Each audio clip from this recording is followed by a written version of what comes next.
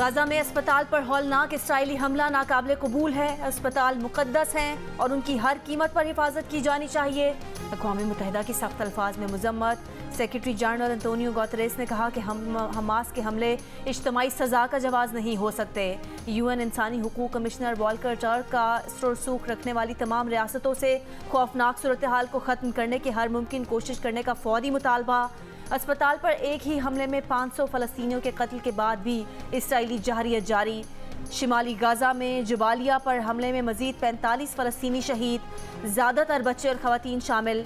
Israel ने हमला करके एक बेकरी भी तबाह कर दी। अब तक इसराइली हमलों में शहीद फ़लस्तीनियों की तादाद 3500 से ऊपर चली गई। इसराइल की गजा सिटी के मज़ीद इलाकों से जबरी नकल मकानी कराने के लिए नई धमकी। इसराइल की धोखेबाजी और महफूज इलाकों में भी बमबारी के बाइस फ़लस्तीनी इलाका छोड़ने से खौफजदा।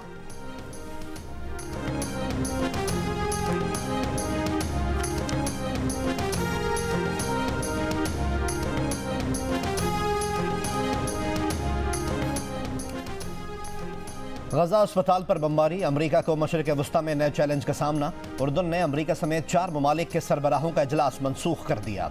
अमरीका के सदर जो बाइडन उर्दन का दौरा नहीं कर सकेंगे। दौरा इसराइल पर रवाना। अस्पताल पर इसराइली तैयारों के हमले के लिए धमाके का लफ्ज़ इस्तेमाल किया। कहा, नुकसान पर गुस्से और शदीद गमगीन हूँ। नेशनल सिक्योरिटी टीम को वाक़े की दुरुस्त मालूमात जमा करने की हिदायत की। अस्पताल पर इसराइली बमबारी की सूरत हाल पर रूस और मुत्तहिदा अरब अमारात की जानिब से अक़वाम मुत्तहिदा की सलामती काउंसिल का हंगामी इजलास तलब कर लिया। गजा की सूरत हाल पर OIC की एग्जीक्यूटिव कमेटी का हंगामी इजलास आज होगा। निगरान वज़ीर ख़ारजा जलील अब्बास जिलानी इस इजलास में शिरकत के लिए जद्दा पहुँच गए हैं।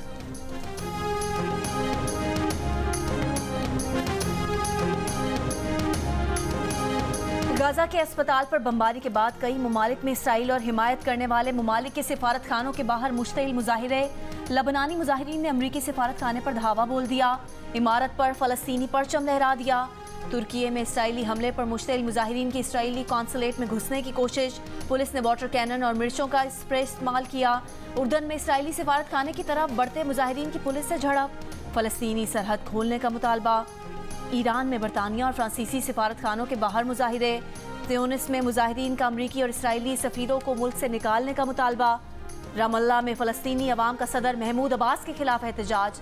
फ़लस्तीनी अथॉरिटी की फोर्सेस से झड़पें।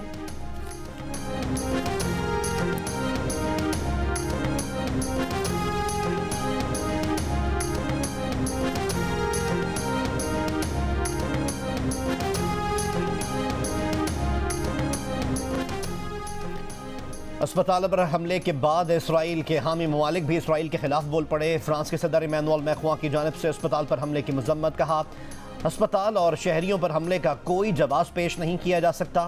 कैनेडियन वज़ीर आज़म जस्टिन ट्रूडो ने कहा कि गजा में अस्पताल पर हमला नाजायज़ और गैर कानूनी है। बरतानवी वज़ीर ख़ारजा जेम्स क्लेवर्ली बोले, आम शहरियों की जानों की हिफाजत अव्वलीन तरजीह होनी चाहिए। ईरान के सदर कहते हैं, अमरीकी इसराइली बमों के शोले इसराइल ही को निगल देंगे। तुर्क सदर का इसराइल से वहशियाना जंगी जराइम रोकने का मुतालबा। सऊदी अरब, अमारात, कतर और मिस्र की जानिब से भी इसराइली हमले की मजम्मत। आलमी बरादरी की नाराज़ी पर इसराइल का अस्पताल पर हमले की जिम्मेदारी कबूल करने से इनकार। वज़ीर आज़म बेंयामिन नेतन्याहू ने दावा किया कि अस्पताल इस्लामी जिहाद के रॉकेट का निशाना बना। आलमी मीडिया ने इसराइली दावे को झूठा करार दिया। निगरान वज़ीर आज़म अनवारुल हक काकर की गाजा अस्पताल पर इसराइली बमबारी की शदीद मजम्मत। अंधाधुंध हमले ख़त्म करने का मुतालबा। कहा, अस्पताल को निशाना बनाना गैर इंसानी फ़ेल है। आलमी बिरादरी इसराइल को बेगुनाह फ़लस्तीनियों के कत्लेआम से रोके। अक़वाम मुत्तहिदा में पाकिस्तान के मुस्तकिल मंदूब मुनीर अकरम की भी इसराइल के बुज़दिलाना हमले की मजम्मत। कहा, अस्पताल पर हमले में ज़्यादातर बीमार ज़ख्मी अफराद मारे गए। ताज़ा वाक़या फ़लस्तीनियों की नस्ल कुशी का तसलसल है। शहबाज शरीफ ने अस्पताल पर हमले को हौलनाक करार दिया है। अमेरिका में पाकिस्तान की साबिक सफ़ीर डॉक्टर मलिहा लोधी ने जियो पाकिस्तान में गुफ्तगू करते हुए कहा कि अमरीकी सदर ने यकतरफा पोजीशन इख्तियार कर रखी है। मगरबी ममालिक में से किसी ने सीज़ फायर की कॉल नहीं दी, जो तशवीशनाक है।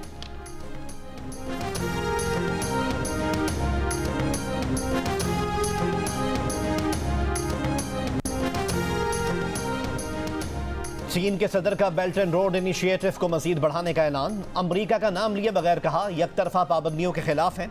ब्लॉक की सियासत हमारा इंतखाब नहीं। BRI को मजबूत करने के लिए 8 निकाती एजेंडे का ऐलान कर दिया। बीजिंग में बेल्ट एंड रोड फोरम की इफ्तिताही तकरीब से खिताब। निगरान वजीर आजम अनवर काकड़ आज फोरम से खिताब करेंगे। वजीर आजम की फोरम में शरीक आलमी रहनुमाओं से गैर रस्मी मुलाकातें। UN सेक्रेटरी जनरल से गजा में इसराइली जहरियत से पैदा सूरत हाल पर गुफ्तगू। निगरान वजीर आजम की आज चीनी हमदसब से भी मुलाकात होगी।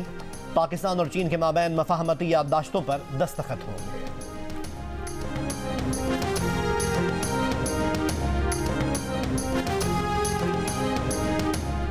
आम इंतखाबात की तैयारियों के लिए इलेक्शन कमीशन के सिंध और बलोचिस्तान के दौरे। चीफ इलेक्शन कमिश्नर की ज़ेर सदारत इलेक्शन कमीशन का इजलास आज कोयटा में होगा। सूबाई इलेक्शन कमिश्नर बलोचिस्तान पोलिंग की तैयारियों पर ब्रीफिंग देंगे। चीफ सेक्रेटरी और IG बलोचिस्तान सूबे के इंतजामी अमूर सिक्योरिटी सूरत हाल से मुतालिक आगाह करेंगे। चीफ इलेक्शन कमिश्नर आम इंतखाबात की तैयारियों के लिए हिदायत जारी करेंगे। गुज़िश्ता रोज़ कराची में चीफ इलेक्शन कमिश्नर की सरबराही में चीफ सेक्रेटरी सेक्रेटेरिएट में इजलास हुआ।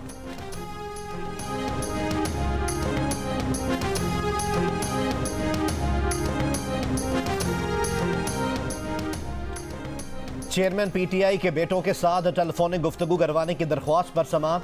खुसूसी अदालत के जज अबुल हसनात ने कहा कि जेल में टेलीफोनिक गुफ्तगू हवाले से SOPs आ जाएं तो देख लेते हैं। चेयरमैन PTI को आज ही साइकिल मुहैया करने की दरख्वास्त पर जज ने कहा, मैं चाहता हूं कि साइकिल का गलत इस्तेमाल ना हो, ऐसा ना हो कि साइकिल जेल सुपरिटेंडेंट चलाता रहे। रिमार्क्स दिए कि चेयरमैन PTI कहते हैं खाना घर से मंगवाया जाए, लेकिन जिम्मेदारी कौन लेगा? अगर खाना जेल में तैयार हो तो जेल हुक्काम जिम्मेदार होते हैं।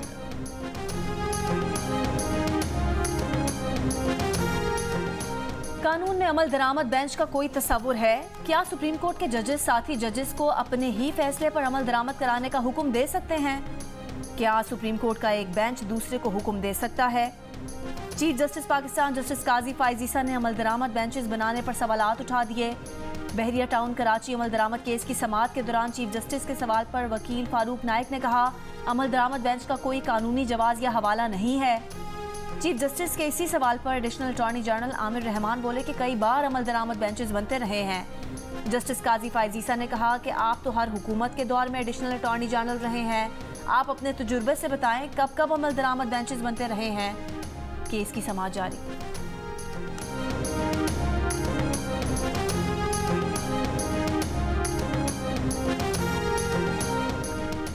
सरकारी मुलाजमीन की पेंशन में बड़ी तब्दीलियों की तजवीज़। अफवाज पाकिस्तान के मुलाजमीन तजवीज़ से मुस्तस्ना करार। वजारत खजाना ने समरी वज़ीर आज़म को बढ़ा दी। पेंशन के मौजूदा फार्मूले के तहत किसी भी सरकारी मुलाजिम की हासिल करदा आखिरी तनख्वाह के मुताबिक पेंशन जमा की जाती है। नुमाइंदा जंग और द न्यूज़ महताब हैदर की रिपोर्ट के मुताबिक समरी में सिफारिश है कि मुलाजमीन की आखिरी तनख्वाह के बजाय आखिरी 3 साल की तनख्वाहों की बुनियाद पर पेंशन को इकट्ठा किया जाए। सरकारी मुलाजमीन को रिटायरमेंट के वक्त 35 के बजाय 25% रकम यकमुश्त और बाकी 75% रकम माहाना एक साथ में अदा की जाए। सरकारी मुलाजिम की पेंशन को तीसरी सतह जैसे कि गैर शादीशुदा, तलाक याफ्ता या बेवा बेटी को उम्र भर देने के बजाय सिर्फ 10 साल तक देने की भी तजवीज़। शोहदा के खानदानों के लिए यह हद 20 साल करने की सिफारिश।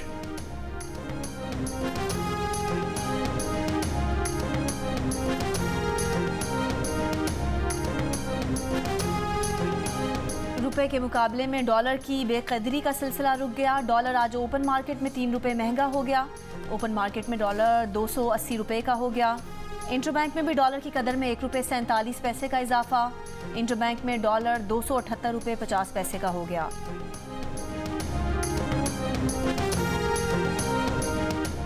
हुकूमती क्रैकडाउन के बाद मर्दान में बिजली चोरी की शरह 43% से कम होकर 13% पर आ गई। सेक्रेटरी पावर राशिद लंगड़ियाल का कहना है कि आज हम मर्दान शहर को लोड शेडिंग फ्री करार दे रहे हैं। बिजली के मजमूई नुकसानात 51% से कम होकर 12% पर आ गए हैं। कराची एयरपोर्ट पर पान, छालिया, गुटके और सिगरेट नोशी पर पाबंदी लगाने का फैसला। इत्तलाक 6 नवंबर से होगा। कराची एयरपोर्ट पर काम करने वाले CAA एयरलाइन समेत तमाम कंपनीज के मुलाजमीन को अहकामात जारी।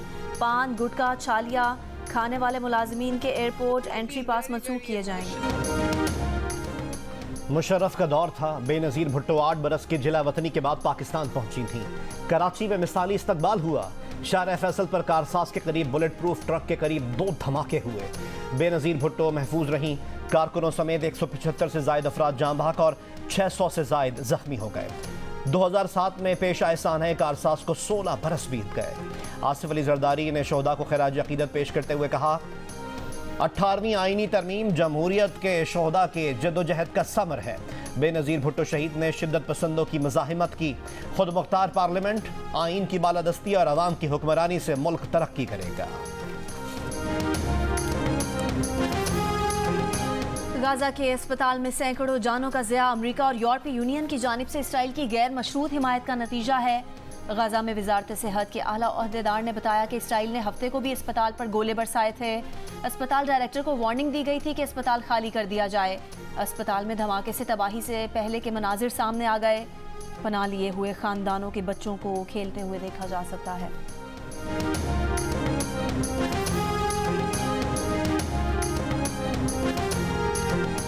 Do you support liberation of Palestine?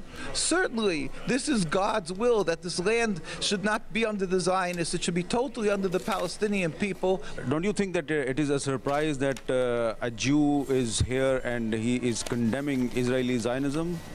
It is not a surprise because the world is aware of Zionism, and these people have taken care of Judaism. They are taking care of their religion. यहूदी राहिब फ़लस्तीनियों के हामी और Netanyahu जैसे शिद्दत पसंदों के मुखालिफ हैं। वो अपने खुदा के हुक्म की पैरवी में यहूदी रियासत के क़याम के भी शदीद मुखालफत करते हैं। यहूदी राहिब कहते हैं कि 2000 साल की हिजरत के दौरान जब हर जगह इन्हें यहूदी होने की वजह से मज़ालिम का सामना था, तब मुसलमान ही थे जिन्होंने यहूदियों को अपनी ज़मीनों पर पनाह दी, इनकी हिफाजत की। मुसलमान मुल्कों में ही यहूदियों ने फ़रोग़ पाया। अब सहूनियों की जानिब से इन्हें मुसलमानों पर यहूदियत से नफ़रत का इल्ज़ाम लगाना काबिल कबूल नहीं। यहूदी राहिब कहते हैं कि नोबेल इनाम याफ्ता मलाला यूसुफजई ने कहा कि इज्तिमाई सज़ा मसले का हल नहीं। गाजा की निस्फ आबादी की उम्र 18 बरस से कम है और उन्हें सारी ज़िंदगी बमों का सामना करने पर मजबूर नहीं रहना चाहिए। मलाला यूसुफजई का फ़लस्तीनियों के लिए इमदाद का भी ऐलान।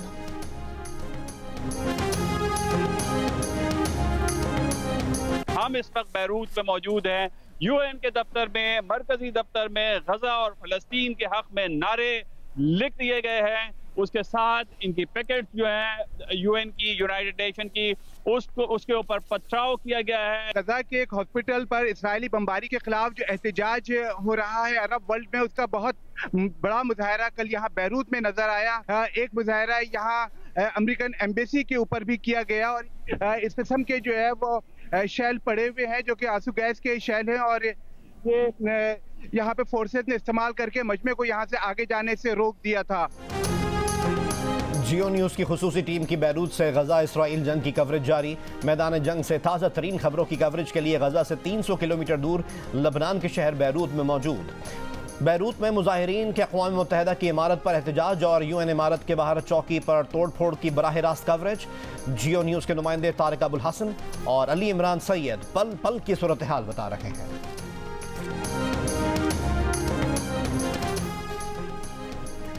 क्रिकेट वर्ल्ड कप में आज न्यूजीलैंड का मुकाबला अफगानिस्तान से होगा। मैच चेन्नई में पाकिस्तानी वक्त के मुताबिक 1:30 बजे शुरू होगा। गुज़िश्ता रोज़ नीदरलैंड्स ने जनूबी अफ्रीका को हराकर अपसेट कर दिया। नीदरलैंड्स की बॉलर्स की शानदार बॉलिंग, 240 रन के हदफ के ताक़ुब में जनूबी अफ्रीका की पूरी टीम 207 रन पर ढेर। क्रिकेट वर्ल्ड कप में आज न्यूजीलैंड का मुकाबला अफगानिस्तान से होगा। मैच चेन्नई में पाकिस्तानी वक्त के मुताबिक दोपहर 1:30 बजे शुरू होगा। गुज़िश्ता रोज़ नीदरलैंड्स ने जनूबी अफ्रीका को हराकर अपसेट कर दिया। नीदरलैंड्स की बॉलर्स की शानदार बॉलिंग, 240 रन के हदफ के ताक़ुब में जनूबी अफ्रीका की पूरी टीम 207 रन पर ढेर।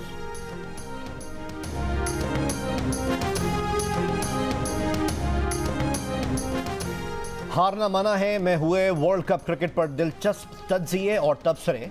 साउथ अफ्रीका की नीदरलैंड्स के हाथों शिकस्त पर क्रिकेटर इमाद वसीम का कहना था साउथ अफ्रीका ने नीदरलैंड्स को हल्का लिया।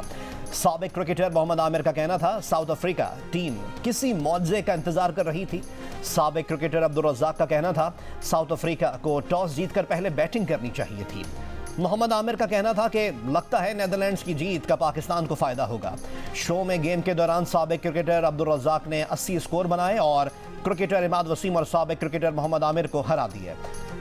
देखिए हारना माना है रोजाना 11 बजे की हेडलाइंस के बाद जियो न्यूज़ पर।